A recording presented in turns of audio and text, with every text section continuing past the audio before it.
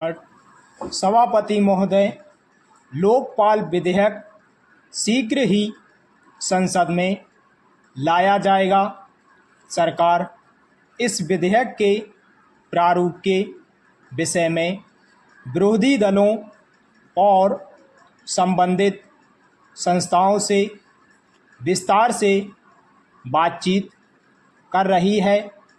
मैं मंत्री जी की इस घोषणा का स्वागत करता हूं, जो उन्होंने दल बदल विरोधी कानून पर आयोजित एक विचार गोष्ठी में की।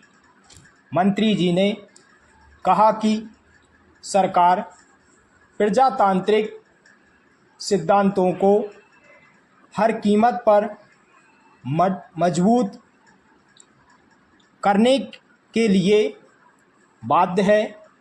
नई सरकार जब बनी, उसने इस दिशा में सबसे पहला कदम दल बदल विरोधी कानून बनाकर उठाया। जैसे कि आप सब जानते हैं, दल बदल हमारी राजनीति में एक बीमारी बन गई है। इससे ना तो सत्तारूढ़ दल और ना विरोधी दल अछूते रहे हैं। मतदाताओं को भी दल बदल के द्वारा समय समय पर धोखा दिया जाता रहा है।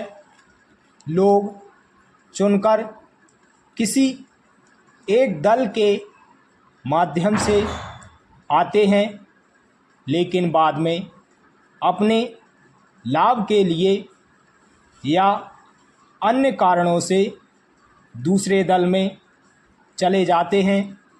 मतदाता मजबूर सा यह सब देखता रहता है, लेकिन कुछ भी नहीं कर सकता। दल बदल विरोधी कानून लाकर सरकार पूरी कोशिश करेगी कि लोकतंत्र को स्वच्छ, स्वस्थ और मजबूत बनाया जाए। पैरा माननीय सभापति महोदय जी, सबसे पहले तो मैं यह स्पष्ट करना चाहता हूं कि कानून किसी भी तरह से राजनीतिक लाभ के लिए नहीं है। इसका राजनीतिक लाभ बिल्कुल नहीं उठाया जाना चाहिए। कुछ लोगों को इस बारे में भी संदेह हो सकता है, लेकिन मैं चाहता हूं कि वे अपने मन से संदेह को हटा दें। हो सकता है कि इस कानून में कुछ कमियां रह गई हों। इन कमियों को आपस में विचार विमर्श के द्वारा अथवा सम्मेलन बुलाकर दूर किया जा सकता है।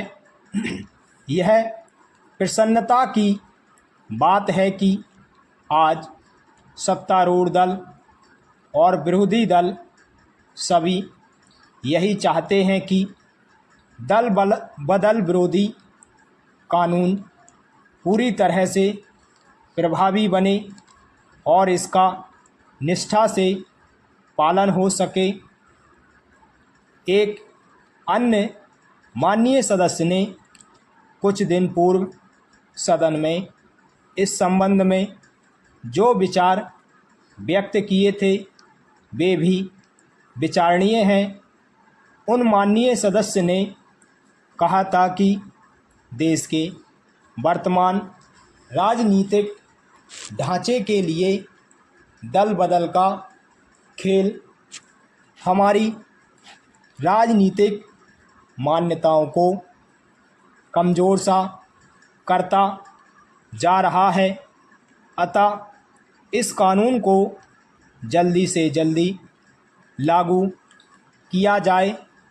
इसमें कोई संदेह नहीं कि दल बदल विरोधी कानून का सभी स्थानों पर स्वागत हुआ है, लेकिन यह आवश्यक नहीं कि यह कानून इस दिशा में पूर्ण दोष मुक्त हो या स्थायी हो। समय और परिस्थिति बस इसमें परिवर्तन लाना स्वाभाविक ही नहीं, अनिवार्य भी है। कोई भी चीज़ स्थायी नहीं रहती, अतः मेरा सरकार से यह निवेदन है कि इस संबंध में एक सम्मेलन का आयोजन करे जो इस पर विचार करे कि इस कानून को किस प्रकार से अधिक प्रभावी बनाया जा सकता है। इस कानून के बारे में विद्वानों और राजनीतिज्ञों के विचार क्या हैं, इस पर भी सम्मेलन में विचार किया जाए। इस विचार गोष्ठी की एक रिपोर्ट सरकार को भेजी जाए। आप सबको सहयोग के लिए बहुत बहुत धन्यवाद।